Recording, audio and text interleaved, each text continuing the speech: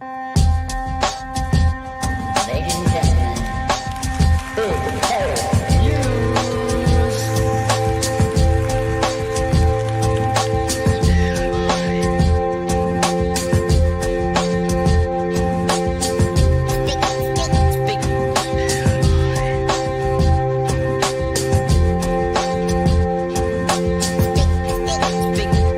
Big hairy news.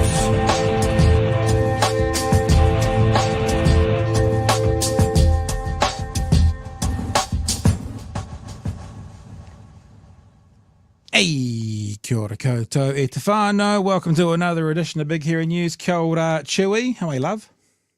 Kia ora, Pat. Before we kick into it, I've got a big question to start the show. Chat, feel free to Okay. answer. All right. If you choose to reply to serious questions or topics in a forum or on Facebook or something, and you choose to respond almost exclusively in the form of GIFs rather than words, are you old? Oh, exclusively. So the question is exclusively using GIFs. Someone I know uses them a lot, and it's been pointed out that is a feature of, say, someone I know's generation. Oh. Look, this is what's going to happen, though. You're going to start a fight because the first person says absolutely not, and the second person says yes. So you go and sort that out now, Chewie. I mean, this is the second time that this has happened to me today. A friend of mine on Blue Sky went, "Hey, I'm trying to build a playlist for the middle-aged people will really fucking kick off to. List some songs." And I'm looking at the list of songs and going, "No, this isn't for middle-aged people. I love all of these songs." That's why you went off when I started playing Chop Suey. That's why you went off then. It was in the forefront of the brain. Absolutely. And so, I'm hurting. My knees hurt. My back hurts. You get it. So, Whānau, we've got a big old show today. Craig Renney's actually coming back because the unemployment numbers have come out and they haven't gone up. So is it a good thing or not? Remembering Craig is the one who told us that sort of anything over 4.5% or 4% was active choices made by this government. So I think it's still around 5.2. We'll get his feedback. In about 10, 15 minutes, he'll be with us. Because if you're with us last night, you know one of the things we promised, and that is to do some fundraising for Women's Refuge. We felt last night a little bit, I don't know what the word is, Chewie. We couldn't, what could we do? We felt a little bit aimless. We're like, this government, I was talking to someone today, Chewie, and the Equal Pay Act dates back to 1972. And I thought the National Party, well, it's ACT, but the national-led government gets rid of 50-year legislation that benefited women. And I just know there is another legislation that benefited women that recently the American National Party got rid of as well. It just seems that there is, it felt so wrong last night. And there's a couple of blokes who I guess would be the beneficiary of all the other stats going the other way a lot of times. We didn't quite know how to address it or what to do other than give space to Jantonetti to share her thoughts. But we thought what we can do and what we do well, especially with this amazing community that's around us, is maybe we could try and help one of the places that helps vulnerable women every single day of the week, not on a Tuesday night when we get a bit uppity about a new news story. They're doing it all the time. And so you guys suggested Women's Refuge. So let's welcome to the show Suzanne Barker from Women's Refuge. Suzanne, hello, good evening. Thanks for joining us. Good evening. Kia ora. All right, thank you for having me. Oh, dude, thank you for being on. Let's just tell the people what we're doing, all right? And then I want to ask you a couple of questions about Women's Refuge so everyone knows what it is. So I did some work on the merch store today, right? I've changed all the titles out and that kind of stuff. And now what we're going to do is any hoodie that is purchased during May, so starting tonight through to the end of May, we are going to donate enough money for a safe night at Women's Refuge. 2 t-shirts will also donate a safe night or then enough money for a safe night at Women's Refuge. Now, let me make it really clear. That doesn't mean you have to buy 2 T-shirts. Someone in Whangarei buys one, someone in Oamaru buys one. There's 2 T-shirts. There's a safe night. We have, if you want to get behind it in its entirety, the buffers now. There are some Women's Refuge buffers. That's the purple and orange. And I do realise there are blokes wearing these T-shirts, but it's a multi-sex thing that we use, and they're the only ones that we had. Look, so before you message me saying why are there men in T-shirts for Women's Refuge, look, just I'll have a look around and see if the catalogue also has women. I agree with you, but this is what I did today to get up on board. So there are actually Women's Refuge hoodies. They're buffer hoodies, but to support Women's Refuge specifically. But if you buy anything else of the merch that's on there as well, if you've been hanging out and waiting for a Nikki No Boats or a Chewie Fufu or one of those things, then any hoodie, 1 night, any 2 T-shirts, 2 nights. So Susan, why don't we just start by, because so people know what they're doing, can you explain to us what a safe night at Women's Refuge is? What will people be donating towards? Sure. So a safe night is just a safe night in one of our refuges, but also we provide support to women in the community. So the safe night could be in their own home as well. And one of the things we really want to get across is we're not just a shelter. A safe night means having an advocate, having someone to deal with MSD with you. It can mean getting counseling appointments. It can also mean paying for Tomariki's after school activities. So it's a wraparound service. And at the moment, women are staying in our accommodation on average around 36 days. So it takes a lot of safe nights for us to look after women and children. Yeah, that's huge. I also want to say really clearly, if you go to what's the website called? BHN Shop, or is it, I always get that wrong, BHN Shop or BHN Store? bhnshop.nz.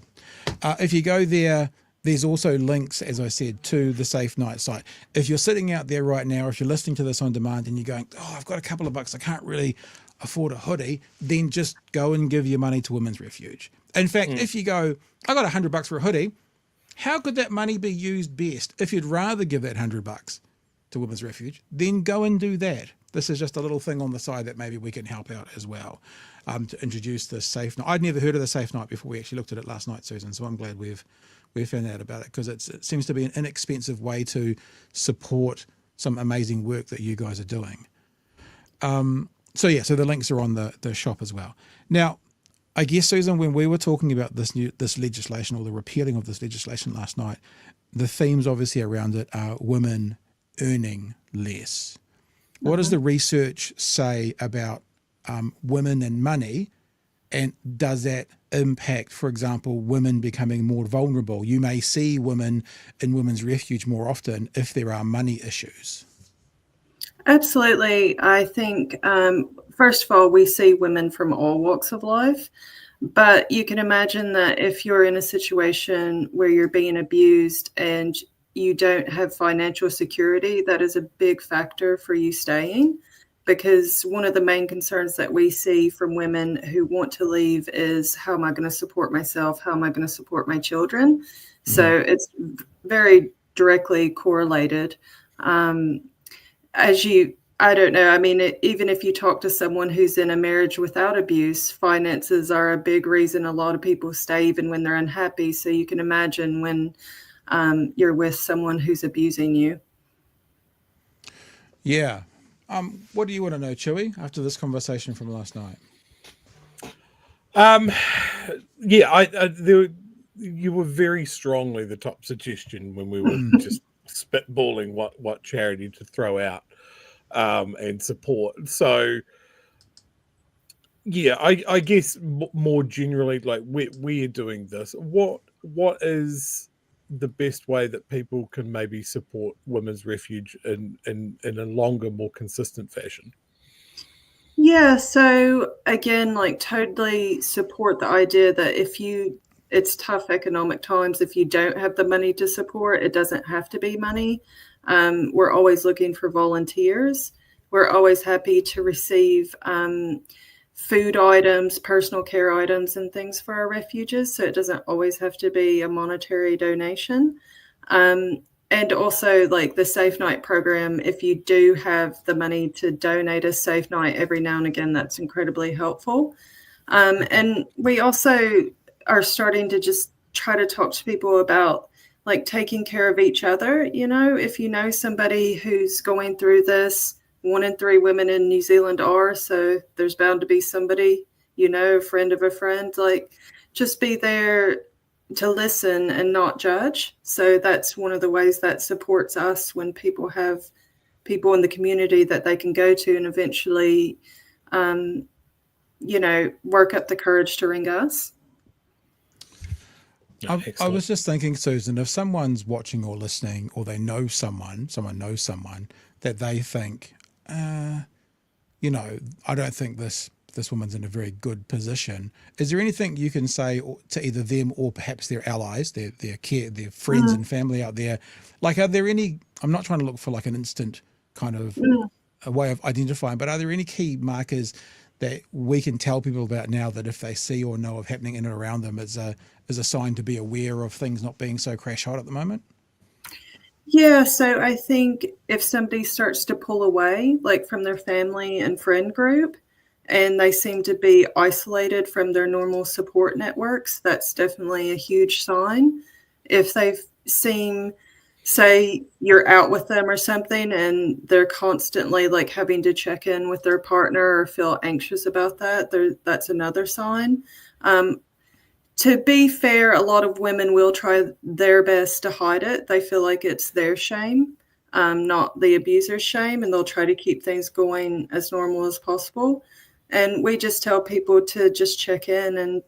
And the most important thing is not to judge, because that just makes people clam up and makes it feel like it's their fault. But yeah, definitely that isolation. They're not in contact with you. They seem anxious. They can seem more actually scatterbrained as well because they're trying to juggle all these balls and keep their life together.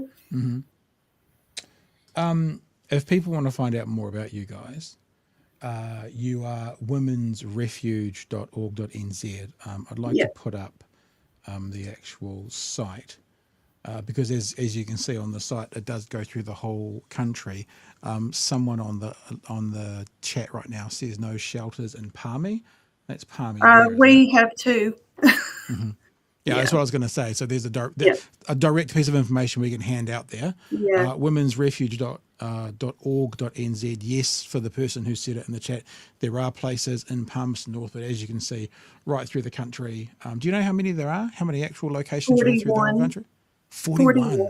Yes. Wow. And then the other thing is what we're specifically going to look at through the rest of May is the Safe Night. You can gift a Safe Night directly to safenight.nz. If you want to do it on your own, go for it. Or you can, of course, come through the BHN shop and purchase something, and we will give proceeds to Women's Refuge as well. Thanks, Susan. Is there anything you want to leave us with? Is there anything else we need to know? Well, thank you for having me on, and thank you for this initiative. It's really cool. I think one of the things we're just trying to get across to people is if you do have a question, even if it's the beginning of a relationship, you can call us for advice. You don't have to come stay in a safe house. We're there for everyone. You don't commit to anything. So if things aren't feeling right, please just reach out. Cool. Hey, thanks so much for coming on. Thanks for letting us do some work for you guys.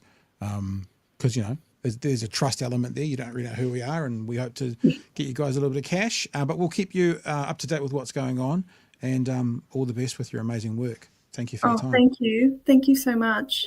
All right. No worries. Thank you. So we'll just do that one more time for people. Yeah, because the commenter that said there's nothing in Palmerston North, that's why I wanted to specifically bring that up. Or you just go to womensrefuge.org.nz and, like, you know, Northland, Auckland, Baitland, Waikato, Gisborne, Hawke's Bay, Taranaki, Whanganui, Manawatu, Wairarapa, Wellington, Marlborough, Nelson, West Coast, Canterbury, Otago, Southland, you know, 41 locations. So go and check it out for yourselves. And like I said, I'm very okay with you guys not buying hoodies or t-shirts if you're going to go straight to Women's Refuge and go straight to safenight.nz as well. The other thing about the hoodies and t-shirts, just a bit of fun on the side, I guess. Hey, Joe, anything else? No. I do want to say that the I think you said it was purple and orange. Is it Purple and yellow? Yeah. That's a banging colorway. That looks amazing. It's also they've got a range of sort of colors around their the themes around there. They've got, like, I got their official color palette sent to us, and that blue was in there as well. You know, anytime we can get a blue and gold out there, Chewie, we got to do it. It's the law. And then we've got the purple one, and there's a pink one as well. So, yep. If you want to get involved, bhnshop.nz.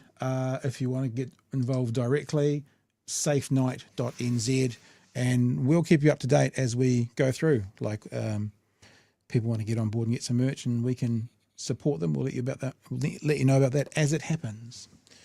All right, Chewie. I think that we should just truck straight into the second story because Craig is here with us. Unemployment numbers today. Stayed about the same. So let's get the economist from the Council of Trade Unions in. It is Craig Renney. Kia ora, Craig. Long time no see. Kia ora, gents. How are you? Yeah, doing well. Good, man. The story on One News is only 2 minutes, so I reckon we should watch it, and then we can have a chat about it. So this is One News tonight with Simon Dallow sharing the story about the job numbers, the unemployment numbers. After an upward march for more than 3 years, New Zealand's unemployment rate has stopped in its tracks. It's defied expectations to hold steady at 5.1% for the March quarter. But the Reserve Bank's warning our economy is still facing some tough times ahead. Corazon Miller explains. Ishan Shah would love a job, any job, even if it's not in his chosen field of IT. Cafes, bars, restaurants, retail stores, cleaning, construction. I haven't really had much success. One News met him as he was going door to door handing out his CV, Wow. but he remains one of some 156,000 people out of work. It gets pretty lonely as a result of it because everyone else is working, and it has not only has a huge impact not only financially but even emotionally. Today's unemployment rate welcomed by the Prime Minister. Yeah, look, I mean, that's great. I mean, it's not great. I mean, we want to get the unemployment going down. But What? Oh, what an excellent comment from someone who is definitely very good at this. Mr. Luxon. Great. I mean, we want to get the unemployment going down, but when you look at the forecast, where I think it was forecast to continue to rise, that's encouraging news. Every job has a family, has a table that you've got to put food on. This is about people. Any job losses are just not good. Many of those job losses, she says, are a result of the government's choices. It's the national government not investing enough into our economy to ensure that people stay in jobs. Public sector cuts have driven unemployment up, but other sectors have also struggled with less cash to splash. A lot of those media job cuts have really come through over the past year, and then you have other industries such as construction where you're seeing lower volumes of construction work. The Reserve Bank says the domestic economy remains subdued, as evidenced by the weaker job and housing markets, and America's war on trade is likely to pose more challenges ahead. There's also some really big questions around just the whole structural makeup of the global economy, about how different supply chains could get disrupted, how different industries could get disrupted. But he's confident in New Zealand's economic resilience, and there are already signs things are looking up. I definitely think the economy is turning a corner. The labour market is generally the last piece of the economy to move. With today's unemployment rate sitting steady, there's hope we'll see that movement sooner rather than later. Corazon Miller, One News. All right, Craig, not that they use these words. I'm thinking the Prime Minister gave the economy sort of a C+. Could be better, could be worse. Your thoughts? If he did, and I was his teacher, I would mark him down for not really doing the reading. There are essentially 37,000 more people unemployed than at the last election. Right. Right. A small town. That's fine. Right. You know, so that's what sort of a little, but about the same size as Palmerston North. You know, so there are 45,000 fewer people in full-time work, but there are 25,000 people more in part-time work. What that means is the unemployment number remains low, but people can't get work. They can't get the hours of work that they want. But there are 3 million fewer hours being worked than this time last year. Wow. So That's an when we interesting look way at to put it. so when we look at what's going on, also that unemployment is very unevenly distributed. If you're Māori, unemployment, across the general economy, unemployment's 5.1%. If you're Māori, unemployment's 10.5%. Wow. If you're Pasifika, unemployment is 10.8%. So there's so much in this data. There are what now 96,600 15 to 24-year-olds unemployed in New Zealand. So to say that things are getting better sort of completely misses the point. We have fewer people working in manufacturing, in construction, in retail, in education, and in healthcare than last quarter. But apparently that's okay. So, there's a huge range of sort of ways of cutting this cake, but all of them lead to bad outcomes. There's nothing below that headline rate that is actually good news. We talked to you once before about this in particular. I mean, we've talked to you, I think officially 300 times, Craig, but, and we were talking about unemployment numbers when it was around 4, and I'm pretty sure you said, anything above, I think you might have said 4.5% is a choice by the government. Is that still where we're sitting? Like if we had been at 4.5, because everyone said unemployment would go up as the inflation comes down. Yeah. So what would be a healthy onto it going economy today should the government not have made those choices? Would it still be a 4 point something, or should it be a 3 point something? I mean, in a perfect world, it would be 0. But I mean, you're right. If the government hadn't made deliberate decisions to disinvest in a range of areas, it would certainly have a 4 in front of it. Okay. If the government hadn't made deliberate decisions to stop the building of state housing, we wouldn't have that many fewer people working in construction. If we hadn't made deliberate decisions to basically grind to a halt the building of Dunedin Hospital, we might have some more people working in construction. The key thing here is that it's not just about those who've lost their jobs, as unfortunate as that is. Those people who are in work are also still suffering.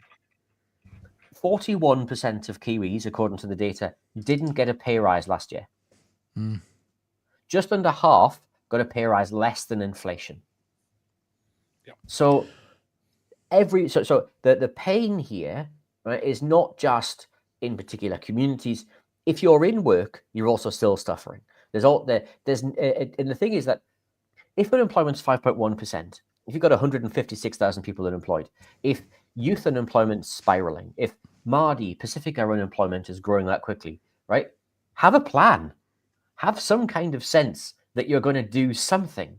Have some kind of notion that you're going to try and fix it, rather than just turning up and saying, well, that's a good number, and then leaving it there. Hey, Craig, how do we make this stick? How do we make the tail stick? And the example I always think of is at the last election, the National Party were able to say about the results of 15-year-olds in school, and no one seemed to be able to make the fact stick that the reason those 15-year-olds were getting those results was because of national standards that National put in 2011. So how, when Labour, let's just say hypothetically get back in next time, and then there aren't enough builders because they've all gone to Australia, and how do we make that stick so we can appropriately place blame where blame is deserved? Well, the first thing we can do is actually understand the problem, because right now the National Party's unpicking and taking apart all of the vocational education training reforms that have been put in place so we could actually do workforce planning. So I could tell you how many workers were needed in construction or in retail or somewhere else. Because once you've got that, you can then have a plan to then address that. Right now, we don't know, and we've deliberately taken that data away so that we can't know how many people should be working in different areas.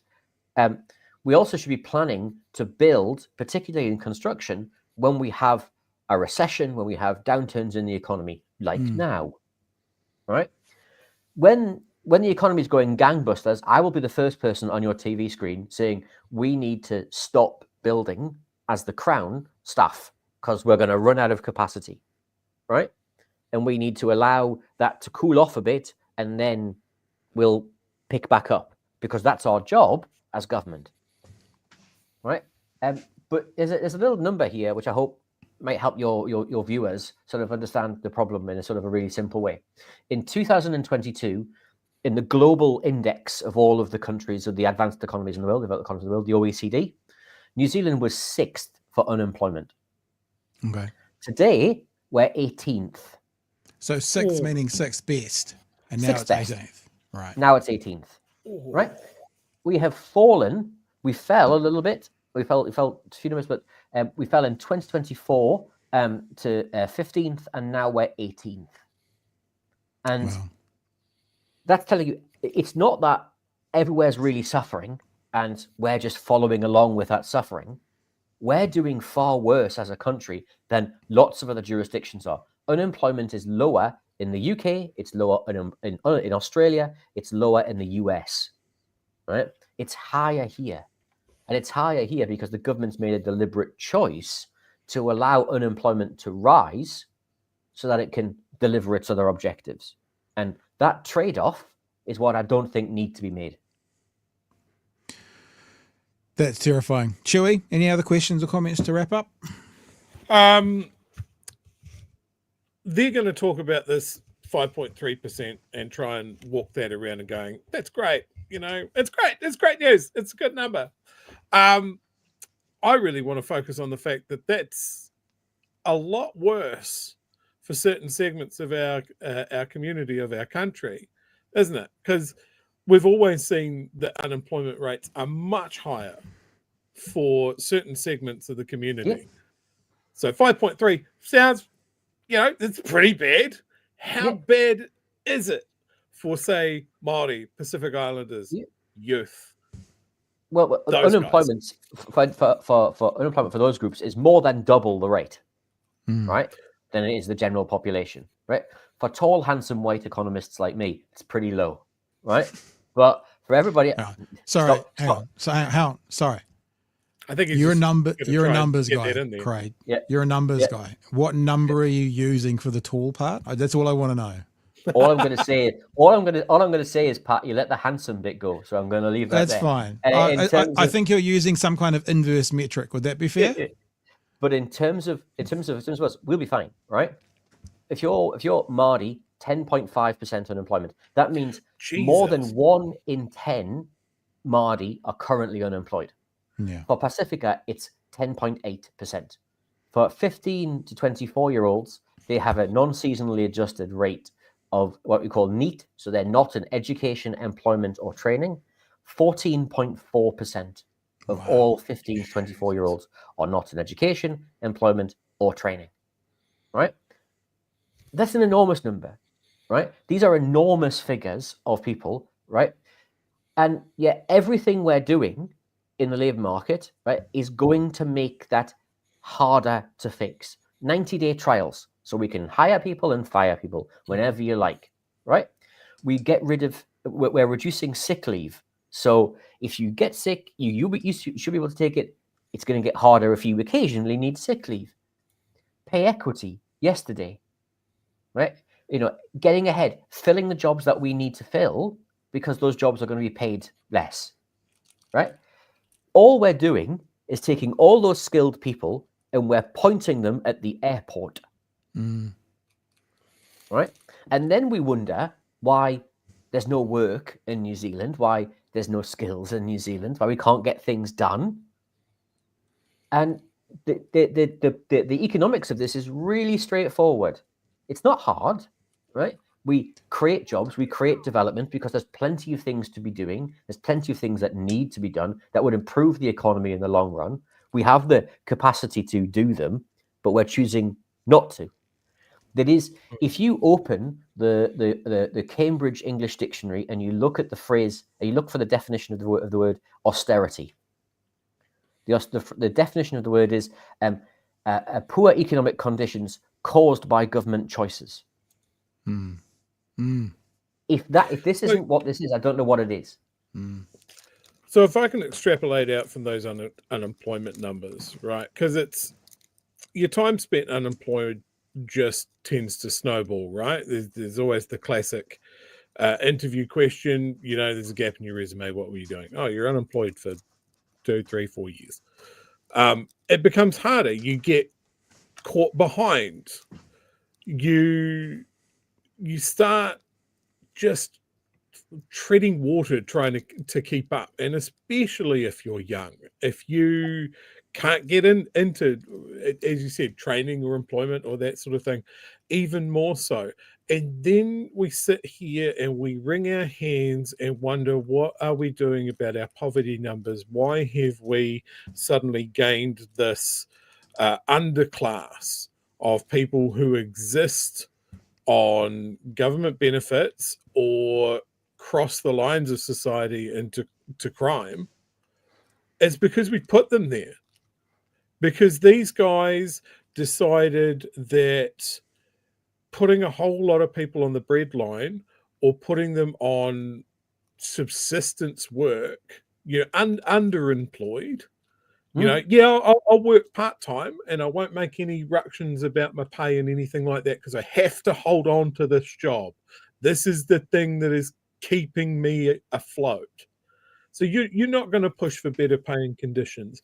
You're not going to call your boss on his shitty employment practices or business practices. You don't want to rock the boat. This is great for the shoddy business owners. It's fantastic. All their work is very, very quiet. And this is great for all of those people that have the resources to fund big, fat donations to national systems working as intended. Thank you very much. So of this, I think we saw from Luxon the truth there. What do you think about these employment numbers? Well, they're great, aren't they? Oh shit, I'm not supposed to say that. I mean, fuck. So we have a pretentious phrase for it in economics, like many things. We call it wage scarring, right? So when you lose your job, you find it really hard to get the next job. So often you'll take a job that pays less because you just need to get income. Yeah. Right. So you'll take a part-time job. You were doing something which you were using your skills, but now there's a job that's not using your skills, but you just need the cash. Yeah. And that gap, we call that wage scarring. Now, New Zealand has some of the worst wage scarring in the developed world because, one, the difference between the welfare state and any job is so high. But two, when workers lose their job, there's so little support to get them back into good work, decent work, that they'll take whatever job is available to them. That's part of the reason why our productivity figures are so bad, because people are in the wrong jobs, because their skills are in one place, but they've had to take a job somewhere else. It's part of the reason why when people lose their jobs in New Zealand, they get on an airplane and leave overseas because the gap to the next job is so big. Right. Those things around the rest of the world are tackled by things like proper unemployment insurance schemes, by proper welfare states, by active labour market programs, none of which are currently being proposed by this government. The only thing we have from this government is more sanctions and more threats, and that's it. I have a question for you both. Chewie, you need to be involved with this. Because I want your guys' opinion on a question. Do either of you actually believe, like if Labour came out as an election promise and they said, times are really tough, we're going to need to borrow for the next few years and drive that into infrastructure, but I'll tell you what we're going to do once that we've all caught up with ourselves, we're going to pull back in. Basically, could a party get elected actively advertising, Craig, these solutions that you're talking about? Because it feels like no one's ever done that. So, you're mates with people in the Labour Party. I'm sure you've said this to them. I don't think they've ever said this publicly. I mean, if the party was actually honest about it, And when times are shit, guys, but when times are shit, the government borrows, drives it in, keeps our people here. Then when times get good, could that work coming up to an election? Or would that then just get spun and, more importantly, believed that this irresponsible bunch of people just want to borrow your money and your grandkids are going to pay for it? Well, they're going to try that anyway. But the alternative is right now is that the National Party is borrowing to pay for the tax cuts that they promised, right? The National Party is just cancelling everyone's pay equity deals to pay for the tax cuts that they promised, right? They're cancelling the infrastructure to pay for the tax cuts that they promised, right? So we need to do something different because we don't have the infrastructure, people don't have decent pay, and we also aren't any further ahead. So there are plenty of things that we can be doing. We have a $106 billion infrastructure gap in this country. Those are schools, hospitals, roads, things that should exist and don't because we simply haven't paid for them. Over the next 30 years, that infrastructure gap grows, according to the Infrastructure Commission, to $210 billion. Now, that gap's not getting any smaller if we keep not investing in New Zealand. Workers aren't getting the skills to get them a good job if we keep not investing in those workers and those workforces. People don't have jobs. They don't have incomes. Companies don't invest. We don't get jobs, and we go round and round and round this cycle. So to me, I think the one thing that I would strongly argue is that if you're in the middle of a recession, as Keynes famously said, the best thing you can stop doing is stop digging. I would love to say that we are a mature enough country to have a conversation about that, but we are looking at decades of the National Party ploughing the same field, that they are the fiscally responsible ones. They are the ones that know business. They're the ones that aren't going to tax you so you can't get ahead, that sort of thing. We know it's not true. We have data to show that it's not true. But that is what Labour and the left get hit with every time, whether they're borrowing or not. And people keep on falling for it. So I do want them to put it out and just damn the torpedoes. We're going to talk to you like you're rational adults. We're not going to talk about balancing a household budget. We're not going to talk about all of this sort of stuff. This is how government works. What we are going to do are we are going to tax the people that have the money, that they've done well out of this country. They've done well out of their workers. They've done well out of the consumers that bought their products. They're doing fine. They've got enough money to donate to the National Party, hand over fist, 5-1 compared to the left parties. They have money. We're not going to touch you if, pulling a number out of thin air, you make $150,000 a year. We're not going to touch you. You got a small business, you're a tradie, whatever, not going to touch you. So we need this money. When it comes to borrowing, I want your viewers to think about one number, which is 1.6, New Zealand's net interest payments, because New Zealand, of course, the government receives interest on the assets that it holds and the money that it has, and it pays interest on the debt that it has. The total borrowing costs, the net borrowing costs, after we've taken away the interest that we receive, is 1.6% of GDP. Can you imagine your mortgage being 1.6% of your income? Yes. Now, 1.6 is also very close to a number that we've also been talking about this week. We found $2 billion for helicopters because the money was needed, so we found the money. Yeah, but 1.6 billion, so 1.6% of your income, if that was your mortgage interest payment, you would be laughing. You would be hosed, right? Yeah. But that is essentially how much in a net basis we pay after we take away the interest we get from the assets that we have, right? So when someone tells you there's a debt crisis in New Zealand, blow raspberries in their face, because 1.6%, right, net interest payment is nothing. Yeah. But we do know we have giant liabilities for investment, for future buildings, for other things that we're just not doing. And our kids will have to pay that so that we don't have to. I was just thinking, Craig, I mean, I don't know the exact numbers. You do, obviously, always.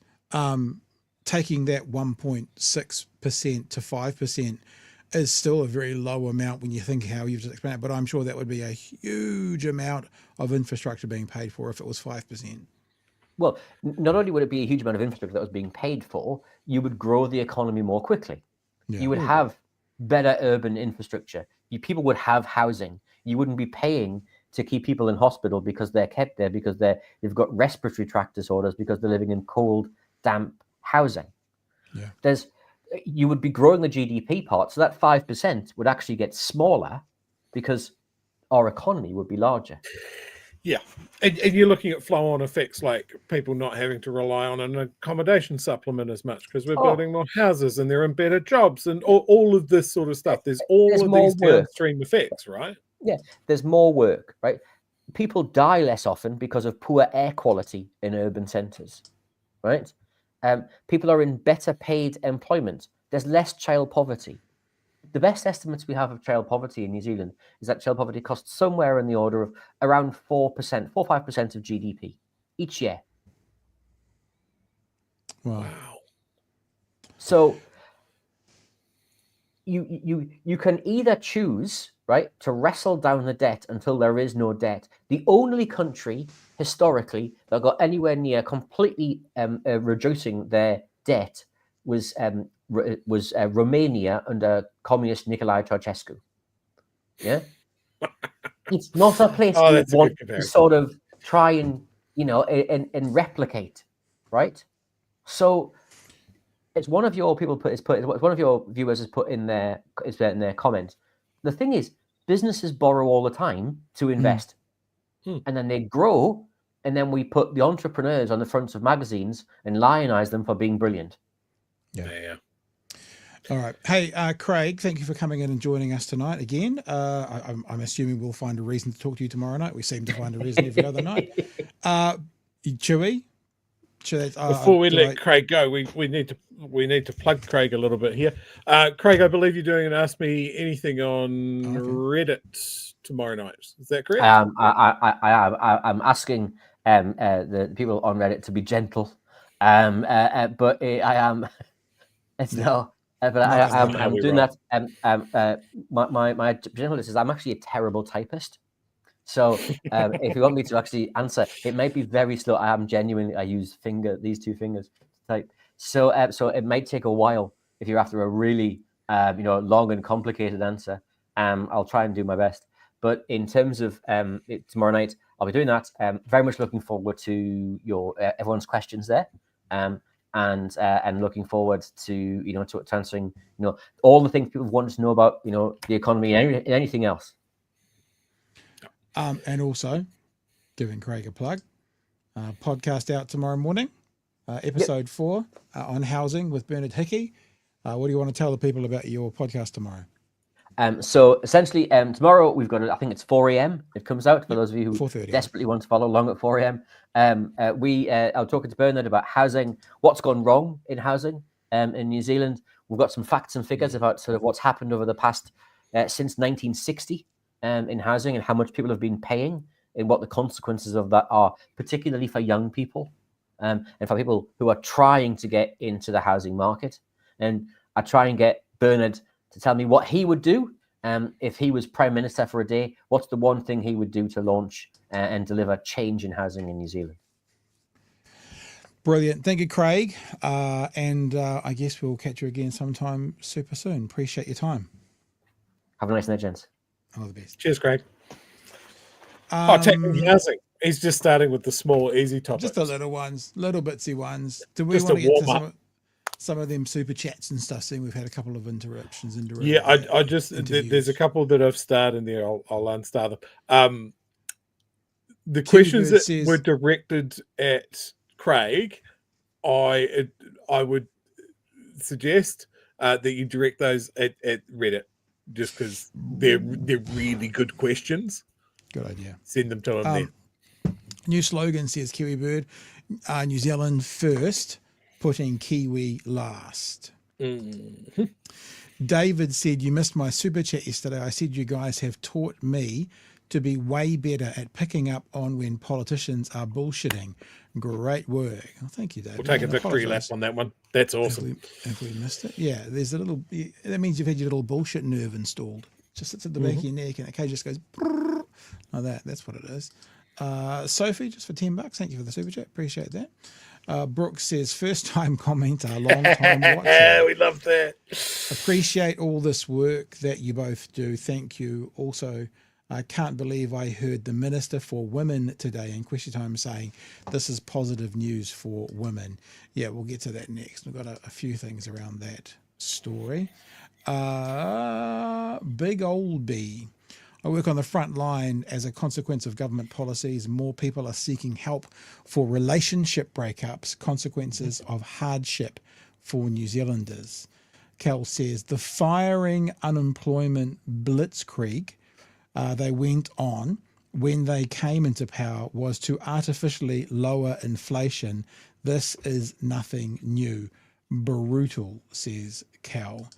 And finally, Cookie and Nick just wants to know that there's a late fee being paid there. So thank you for that. Yep. All right. Is there anything else you want to get to before we keep trucking? Just one comment that I thought was interesting, because we were talking about how unemployment, if you average it out, you get a smaller number. Here's one that's terrifying. Unemployment in the disability sector, 85%. I would like to know something about that statement. Does that mean people who are legally disabled, only 15% work? Or does that mean people who are legally disabled and able to work? Do you understand what I'm saying? Because there'll be some people in the disability sector who won't be able to work. Now, I'm not asking that out of any kind of malice. I'd like to know what the 85% is. Is it 85% of the disability sector that are capable and able and want to work? Either way, it's huge. Either way. All right. Let's let's have a look. Oh, that was unemployment. We did that, didn't we? Didn't we have a guy come on and talk to us about unemployment? That's right. I remember that.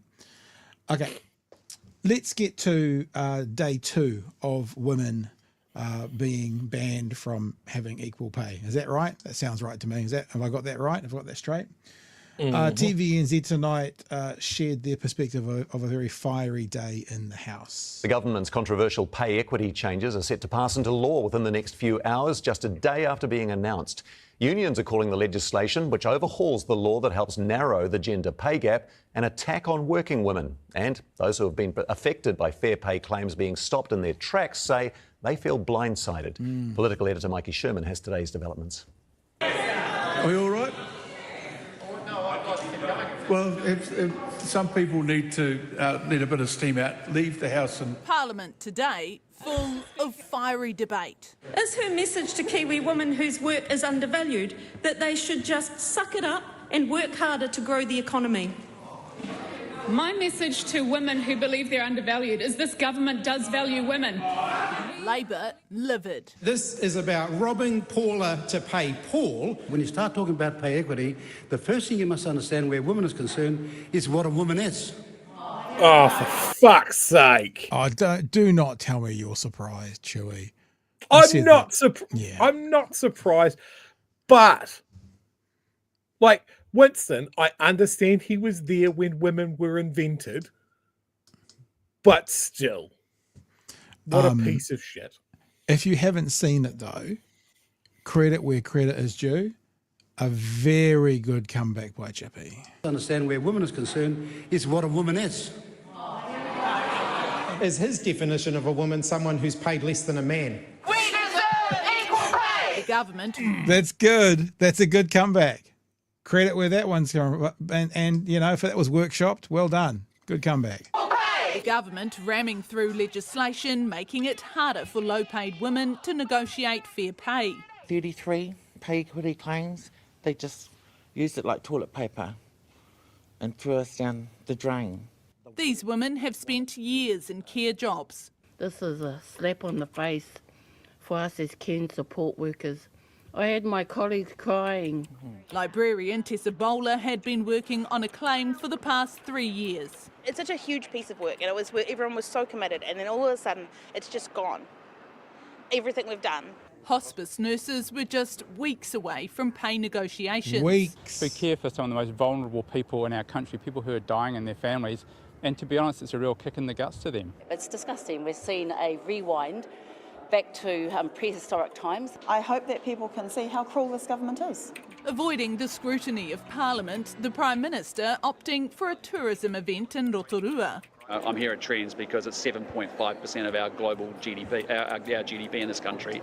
So just confirming now, the only thing that matters is the dollar sign. I mean, it's got to be a part of the thing, but for Luxon, the only thing that matters is the dollar sign, nothing else. Our GDP in this country. You know what's an even bigger part of the economy than tourism? The 50% of our workforce that's made up of women. The law saves the government billions. It is not the case that this is required for the budget. But its coalition partner ACT claims it saved the budget. Billions of dollars are material to the government, so we can run around in circles, but these are the basic facts. Facts that have a big impact. So that's actually quite important. And again, I don't know if Rimmer is doing it on purpose, but the government, obviously, the national-led part of the government is trying to run away from this has got nothing to do with the budget. And Rimmer's going around going, ACT saved the budget. So, you know, one of you is lying. I know where I'll put my money. It never feels good to say I believe Rimmer, but in this instance, I think he is the one being truthful. They've found millions of dollars to save the budget. Just Facts as an that aside, have a big... Yes. That's probably the most egregious example of Seymour talking like his jaw's not connected to the rest of his skull. There's a whistle, eh? Like There's a it's whistle. just like it's just hanging loose. Yeah. He's a snake. He's disconnected his lower jaw and he's about to swallow something whole. I don't know. Maybe he's got teeth straightener in or something. But yeah. But fair play. Fair Could play. do with his jaw wired shut. that have a big impact on some. What's your message to the women in government, particularly the ministers? They can kiss my fat ass, my darling. Some of our colleagues have to work 2 to 3 jobs because they can't feed their families. Concern many families may be worse off as a result of this government move. Mikey Sherman, One News. So lots to talk about. There's more clips and stuff I'm going to play, including one that has been going around the internet today, a 10-minute version of it, which we're not going to do. I thought there's also quite an important conversation to be had, Chewie. We are probably the wrong people to lead this conversation, but I've been talking with friends and family and stuff today about what this all means, this gender pay gap. And I think it's important for us to remember it's twofold. It's getting paid equally for the same job, but then there's another part of this conversation, which is the jobs that women often have a larger role in, more women are in it, are also the lower paid jobs in society. And as I said to a friend today, why do we consider a hospice worker, hospice caregiver, literally holding our dying elderly people by the hand as they shuffle off this mortal coil? Why do we consider that less important than, say, a truck driver? Now, I'm not comparing what they do, but I am wanting us to make sure we're aware, in case someone's not, that there's two layers to this conversation. Why are the low-paid jobs in society normally populated by women? Why do we, as a society, not value those low-paid jobs when some of them should be, on some levels, the most important job in the world? I'm sure to the family of that person dying in hospice, those people are the most important people in the world. I know when my dad passed away, nurses at Auckland Hospital were the most, they when we went back to thank them, they cried after they realised he had passed away. The most important people in our lives in those moments. And that means they're going to be the most important people in everyone's lives one day, whether they're quit caring for you or for someone you love. Yet we go, And I am being a bit silly here, but rugby players, far more important than nurses. You know, it's like, I'm not comparing a nurse qualification to a rugby player qualification, but I am comparing how we in society value the nurse versus the rugby player. That's another part of this conversation, Chewie. Yep. That's something that drives me fucking batty. My personal worth to society, very low. I sell iPhones at Samsungs to people. I get paid pretty much the median wage. Sometimes I do pretty good. Someone that has gone to university and got their masters in therapy or counseling, trying to pull people out of the deepest, darkest, blackest holes in their lives, is paid less than me. Often. People, as you said, hospice workers, people that work in rest homes, early childhood teaching, all of these sort of things. And the only thing that I can think of is that the product that they are bringing to market is less tangible. You can't hold it in your hand. It's traditionally women's work. It's not making anything to be sold. So low value. Says, dying people aren't productive, Pat, so they mean nothing to Luxon. But I will say one thing, not as a defence of Luxon, but as an accusation of other political parties. This is not a national government issue. This is a societal issue. This legislation started in 1972. Come on. I know we can talk about jet fuel and what these guys are doing, which is making it worse, but this is not a 2025 problem. I will just at least say that. Now, someone's got a solution. Angela emailed us today. Angela emailed us on behalf of the woman of Aotearoa, and Angela has an invoice. I'm going to maximize that she wants to get passed on. So here's an invoice from Angela and from the woman of Aotearoa. The bill has been made out to Brooke Van Velden, the Minister of Internal Affairs and Associate Minister for Workplace Relations and Safety Parliament Buildings, Wellington, New Zealand, Brooke Van Velden, yada yada. Overpayment per annum of ministerial salary based on public service gender pay gap of 6.1% as of June 30th, 2024, from date of appointment 27 November 2023. Per annum, she owes $18,866 to be paid back. Overpayment per month, $1,500. So Angela thinks that we should go and get our $26,000 back off Brooke Van Velden because, it's retrospective. It all goes back. I thought that was very clever, so I wanted to share it with us all. Invoice for Brooke Van Velden from the woman of Aotearoa. Something else we're going to look at now. I know some people have seen this. Chewie, you sent me this link as well. I've cut a few things out of this, so it's not the full 10 minutes. Here are some National Party women who, I believe this is 2020. It could be 2018, one of the two, who, remember the Pay Equity Bill Act was supported unanimously by everybody. Feels a little bit like how all of these parties that supported all the moves to keep people safe in COVID were then the same ones that were going, oh, hang on, lick my lip, lick my tongue, feel the wind's changing. Then all of a sudden they change their position. Even this feels more nefarious than that because they're only doing it for the money. They're only doing it under urgency because all decisions need to be made by Friday for the budget. It's the only reason. I'm sorry, you will never convince me otherwise unless you show me empirical evidence otherwise, and they won't. So here's some national women in 2018, 2020 talking about the amazing thing that they're going to support, which is the Gender Pay Act, the Equality Pay Act. Should probably turn that no on audio there after my big build up. This legislation is hopefully a major game changer for the thousands of women in particular out there that are not earning what they should, equal pay for equal work, and that is what this legislation is about. The dreams I have for my daughter and my grandchildren one day, when I have them hopefully, is that they will grow up in a country where the work that they do is equally valued and compensated equally to that of their male counterparts. Well, sucks to be them. And this bill sets out the framework that we will achieve that outcome. I'm proud to stand in this House tonight and say that National will support this final reading of the Equal Pay Amendment Bill. And I'm proud that our party has contributed to crafting this legislation and bringing it to the House.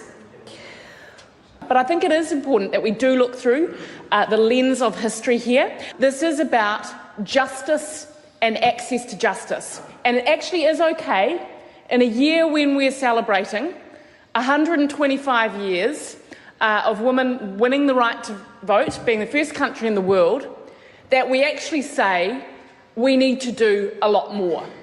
I want to acknowledge tonight the Minister, Gillian Magenta, who has done an exceptional job.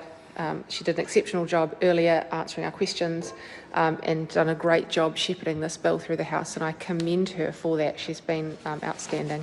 I do want to say, though, this legislation of this type, and as I say, this is the third attempt at it, is a step towards achieving pay equity, and that is a significant contribution to reducing even further the gender pay gap.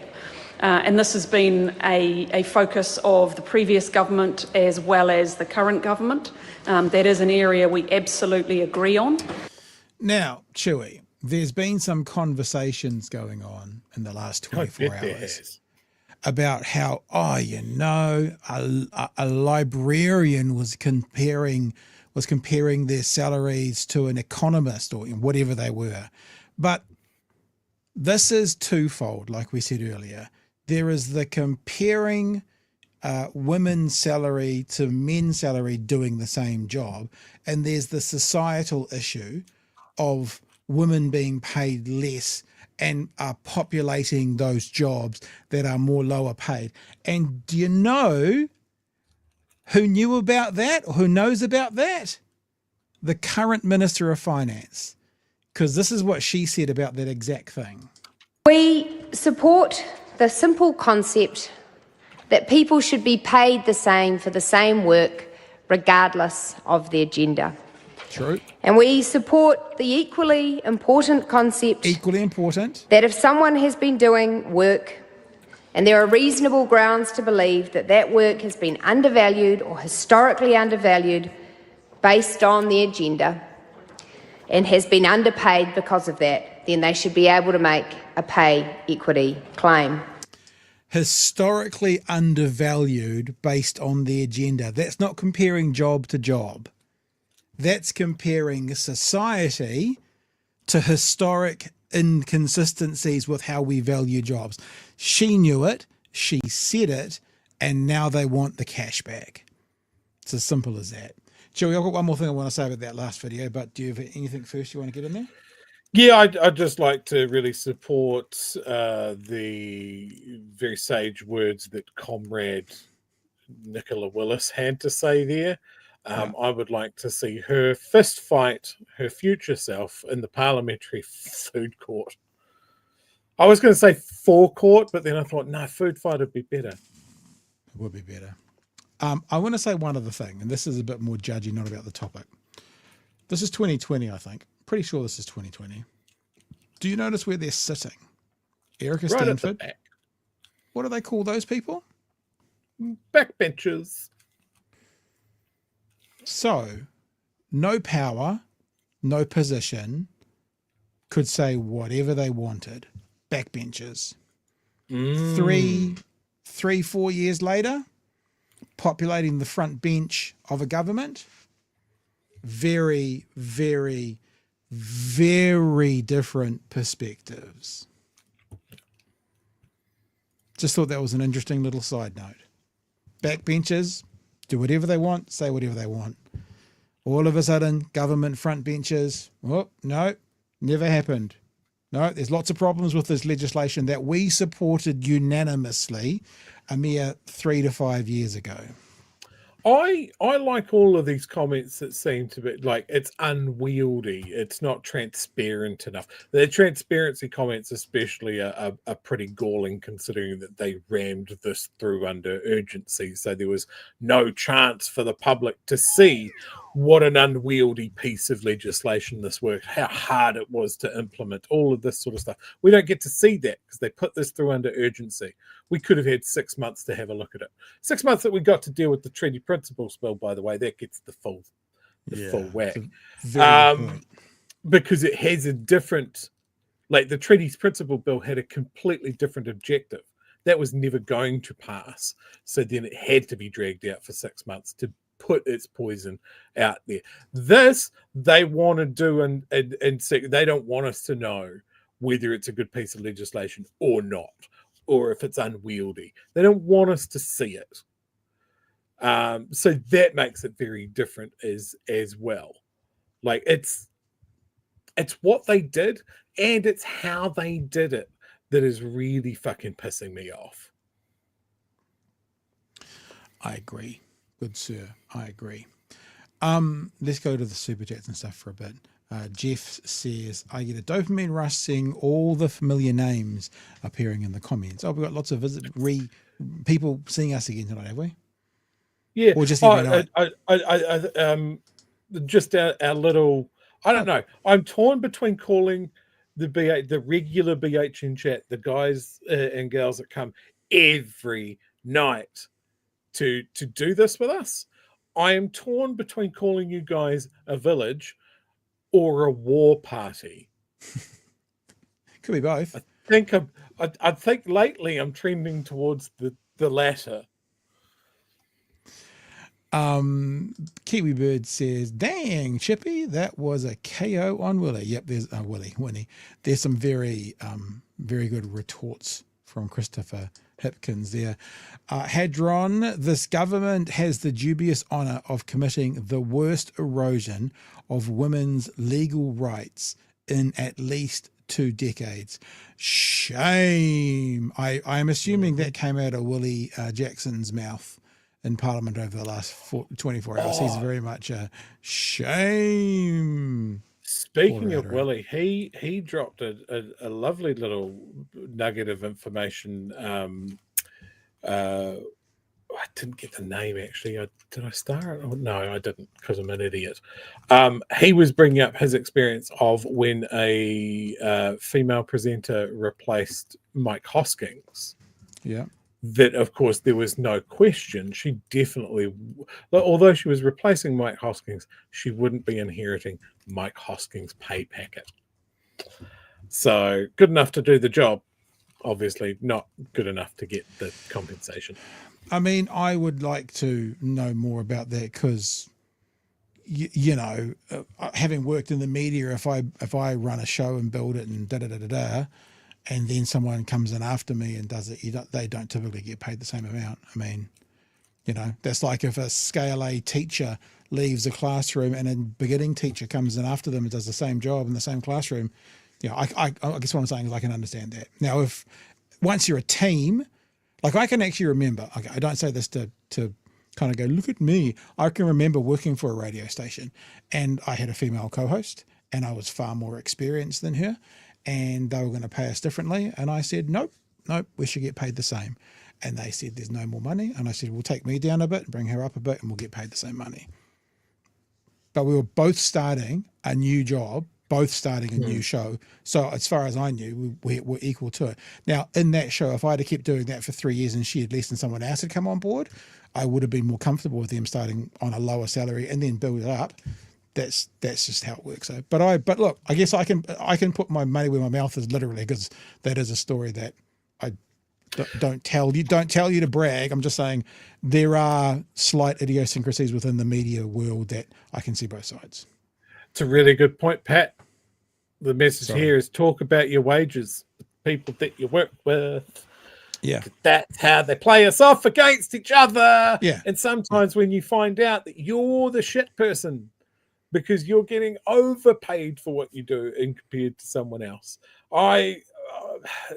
some of the people that I work with, they love the sports, and sometimes I get dragged into conversations that are actually more about politics than sport. So female athletes versus male athletes, especially in team games, right? Mm-hmm. Think of the English football teams.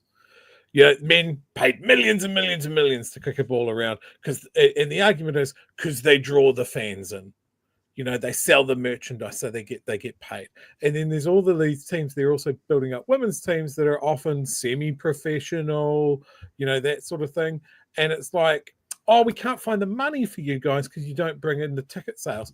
Maybe the ball, pardon the pun, is in the hands of those guys getting effectively overpaid for what they do, to sort of go, well, pay us less, pay the women more.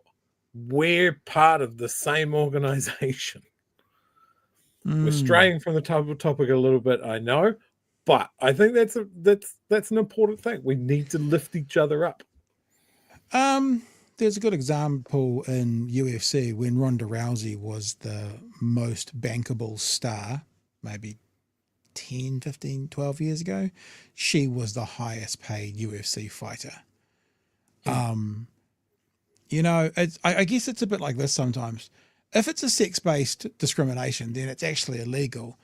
But if someone is earning a company more, like if you were the top salesman for your company and you sold more iPhones than anybody else, and so you got more commission than anybody else, that seems fair. Only if you're getting the same resources and opportunities and as everybody. You know what I'm saying? Like if they pay someone more and they get given all the easiest sales and someone that's less, they don't. So I guess what I'm saying, Chewie, is I don't think it's possibly as black and white as either side says it is all the time. But I think it comes back to the two things. When they're doing exactly the same job, if you are a third year with this qualification working in this job, the male and the female get paid the same, right? And the other thing is how society values those jobs that females populate more. And why do we value them less? Because we shouldn't. Well, it links us back to, I think, the crux of this decision, this conversation, right? The sort of jobs that we're talking about, whether, if we're talking about sports and we're looking at purely performance or how many bums they put in seats and that sort of thing. Well, we're talking about capitalism, aren't we? What are you our product? Whereas, again, the poorly valued jobs, there's no tangible benefit. I mean, sports is an entertainment medium these days. I mean, you wouldn't say the same thing about two different movies being released that, one makes $1 billion, one makes $30 million, that the people get paid the same. If one sport brings in hundreds of billions of dollars and one's table tennis at the local, whatever, you know what I'm saying? I just think that there are some places where you can have a conversation. I'm not saying right or wrong, but at least there's a conversation. And there are other places where there is no conversation. Doing the same job, getting the same pay, sex-based discrimination, done. So it's sometimes hard to put a KPI on some of these jobs, eh? Congratulations, you made Mr. Johnson's exit from the world much smoother and less scary. See, because I think I come back to when you talk about the sports thing, because there's been quite a good study on that with the NBA and the WNBA. And at the start of the WNBA, they put huge amounts of money into it and it didn't get the bums on seats. And now it's losing money every year.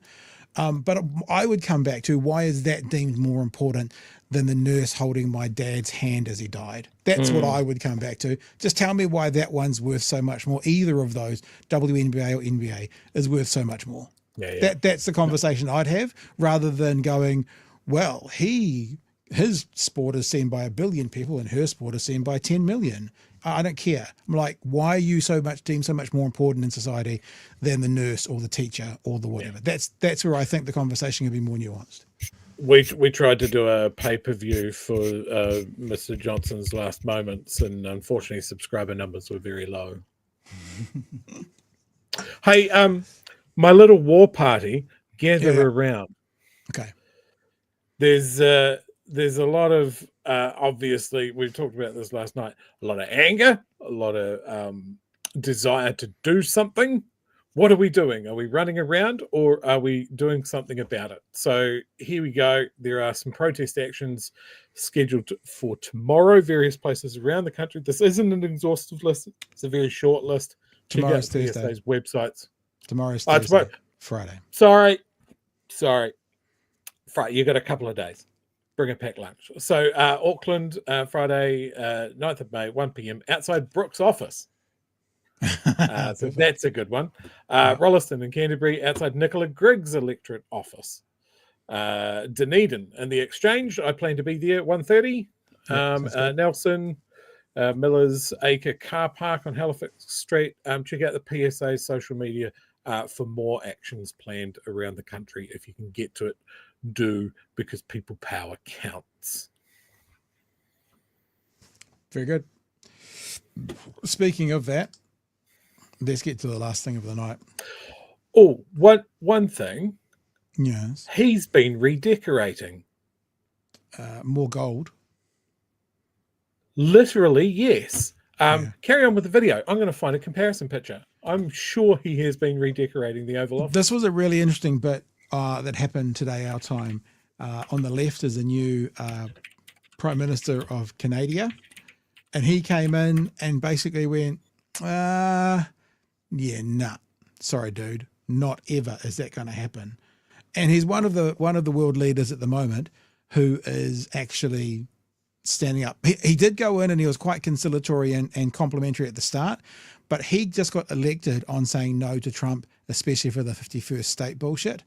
And so when that came up, there was a pretty swift, not ever going to happen.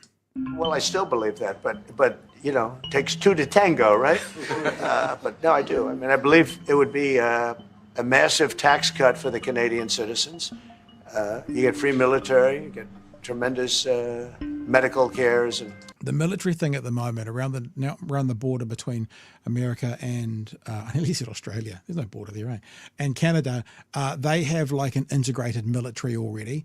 And there are lots of parts of the military service, especially in Canada, that they work together seamlessly because, of course, Canada then borders Alaska. America's quite sensitive about Alaska because of Russia. So actually, Canada helps America by giving them access to places and seamlessly working together. So this whole kind of, you know, they'll have the best of everything. We can go and protect them. It's actually the other way around on some areas. Canada does a lot to help look after and protect America, especially from the northern potential excursions into the country, should that ever happen. other things. There would be a lot of advantages, but it would be a massive tax cut. And it's also a beautiful, you know, as a real estate developer, you know, I'm a real estate developer at heart. When you get rid of that artificially drawn line, somebody drew that line many years ago with like a ruler, just a straight line right across. By the way, it's incredibly not straight. Just so you know, go and have a look along it, and it goes up. There's not a straight line. So he's never even looked at the border, let alone have a serious idea about the border. Just at the top of the country. When you look at that beautiful formation when it's together, I'm a very artistic person, but when I think he mispronounced that. Oh, yeah. I won't say what. I think he might have mispronounced that. Anything you want to share? I think you took a breath in before, and I pushed play. Was there a Mr. Trump? All borders are artificially drawn lines. You dingus. So I wonder when someone's going to say to Mr. Trump, the southern part of America, there's a border. It would look so much better if that border was gone and we were all one big, beautiful country with Mexico. They could be the 52nd. Funny, he's never really, he's not looking to move southwards, is he, in any way, shape or form? I wonder why. When I looked at that beauty, I said, that's the way it was meant to be. But, you know, it's, I do feel it's much better for Canada. But we're not going to be discussing that unless somebody wants to discuss it. I think that there are... So him going, shit, you want to... Oh, you don't. No, you don't want to... You wanted to... No, you don't. You don't want to discuss it. Okay, thought I'd just put it out there. Tremendous benefits to the Canadian citizens, tremendously lower taxes, free military, which honestly we give you essentially anyway because we're protecting Canada if you ever had a problem. But I think, you know, it's it would really be... Yeah, look at the Prime Minister. He's just like, dude, shut up. It's my turn to talk, dude. A wonderful marriage because it's two places that get along. And can I say there is not one person on the face of the planet that would be less able to define what a wonderful marriage would look like than Donald Trump.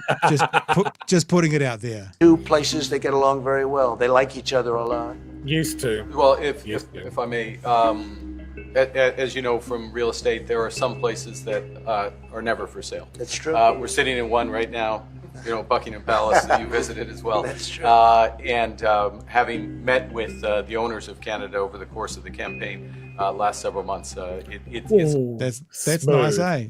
That's nice. That was a fucking good line. Good line. Excellent. Good line. Having met with the owners. Canada over the course of the campaign last several months, it's not for sale, won't be for sale ever. But the opportunity is in the partnership and what we can build together. Then he came back and went, never say never, never say never. But I'm like, the Prime Minister went, yeah, never. Yeah. There was one missed opportunity there.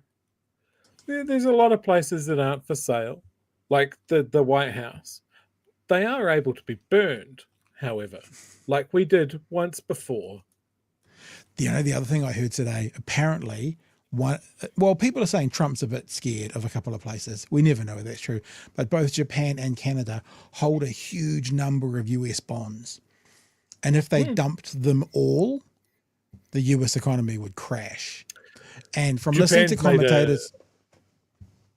Japan's made a very pointed remark about that. They hold more US Treasury bonds than any single country. Yeah. And I think their finance minister came out and basically said, you will treat Japan with respect. If you treat Japan with disrespect, then I point out the fact that we hold all of these Treasury bonds and we will dump them. We will trash your economy. Yep. Yeah. And I believe, I heard a commenter say that Trump is worried about Canada doing the same thing. I don't know if Canada's made an absolute threat yet. But Chewie, you were gonna do a little bit of research for us. There's the gold. Did you find anything to match that's it? as it is now. So now this is what's happened there? There you go. We got Trump sitting next to a demon. So you'll notice they're just plain marble silver. Yeah, there's not anything. It's not like there's not leaves there. There's not leaves there that have been gilded. There's actually nothing. Zoom in over Trump's shoulder there. That's just a flat piece of marble, isn't it? Yeah, just there. Yep. So, yeah. So there's literally nothing there. And now what would be over his shoulder is that. Oh, I've got I've got something for you, Pat. All right. Whoops. Oh God. So we got gold frames, we have gold trophies, we have gold, we have this fucking monstrosity, which is a gold coaster, I believe.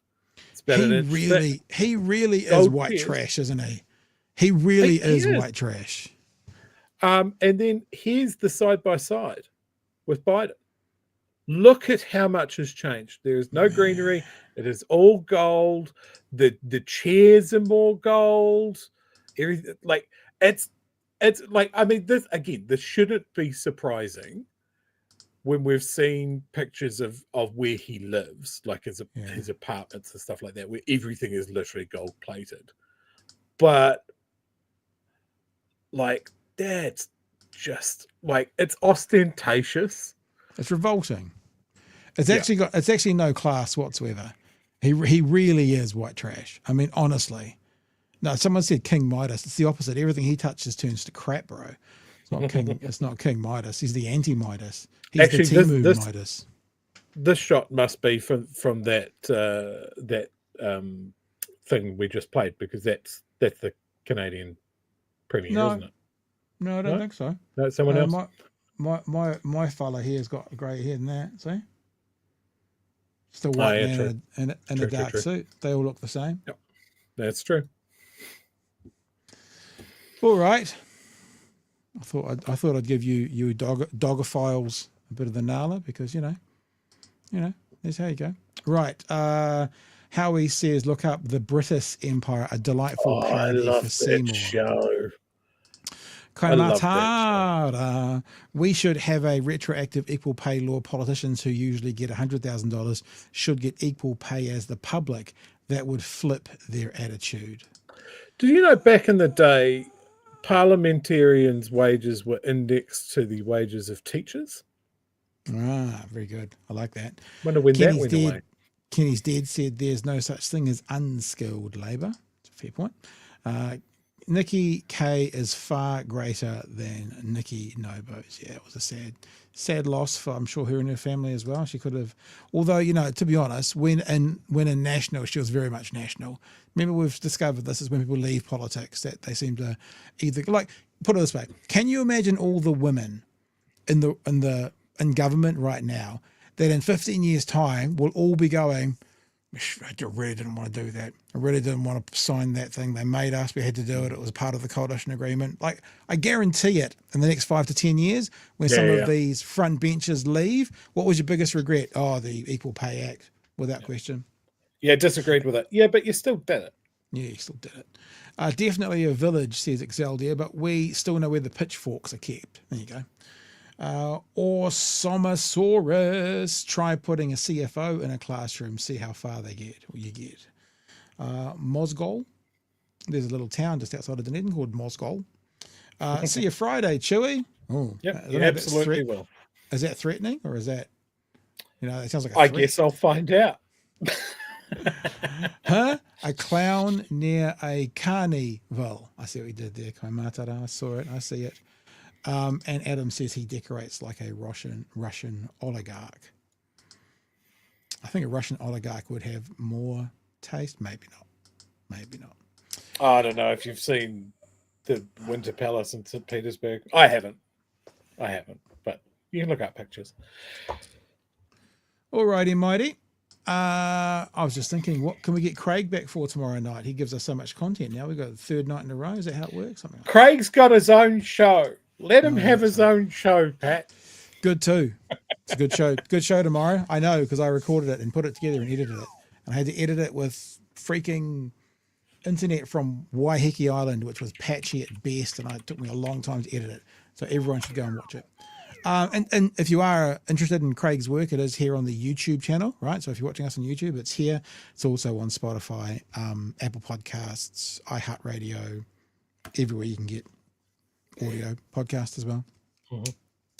I think we're done. Cool. I think we're done. All right, team. We'll be back tomorrow, I think. I think we might be back tomorrow. We'll see how we feel, but we'll probably be back tomorrow. Maybe. Could be. Possibly. Yeah.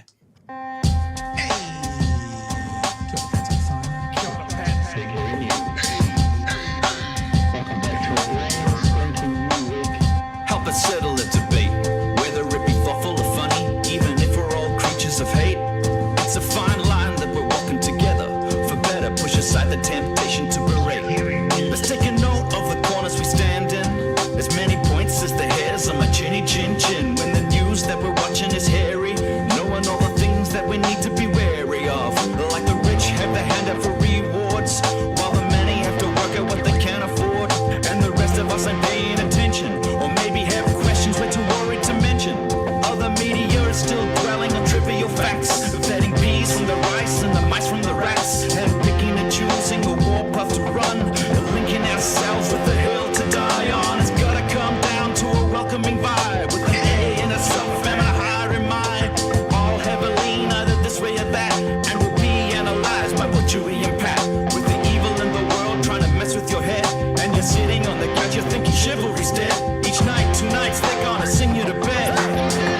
It's big hairy news. Just a reminder as well, whānau, you can head to bhnshop.nz. Any hoodie or t-shirts you buy, you'll be supporting Women's Refuge for the rest of May, or you can head just straight to Women's Refuge, safenight.nz, I think it is, and donate directly to them. That's it for me, Chewie. That's it for me. No. Tell people why you're angry. Tell people Yeah. why this is shit, and tell people why they cannot sit on the sidelines and they cannot vote for National when we go into the election next year. Be vocal, be angry, do something. All right. We'll catch you tomorrow night from 9 for another live edition team. Catch you then. Hooroo! Cheers, fam.